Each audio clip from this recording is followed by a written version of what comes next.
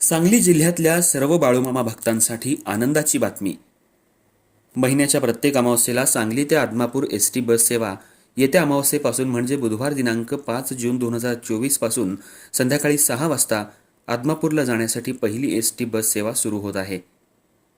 ही बस आदमापूरला संध्याकाळी 8 वाजायच्या दरम्यान पोहोचेल. ही गाडी रात्री मुक्कामी असणार आहे आणि दुसऱ्या दिवशी गुरुवारी दिनांक 6 जून 2024 रोजी सकाळी 6:30 वाजता आदमापूरमधून ही बस निघून 8:30 वाजायच्या दरम्यान सांगलीमध्ये पोहोचेल. तरी सांगली जिल्ह्यातल्या सर्व भाविक भक्तांनी या सेवेचा लाभ घ्यावा.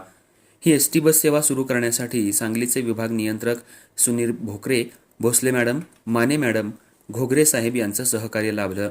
त्याचप्रमाणे बाळूमामाचे सेवेकरी चंद्रकांत जगताप, गजानन लोहार, लिंगाप्पा माळी, अभिजित शिंदे, जगदीश यशवंत, संजय पाटील, नितीन पाटील, दिलीप वडगावे, शंभू फारणे, चंद्रकांत सातपुते, संग्राम खराडे, मुकेश घोडके, किशोर भांडवले, प्रमोद बुकटे या लोकांनी, या सेवेकरांनी ही बस सेवा सुरू करण्यासाठी परिश्रम घेतले.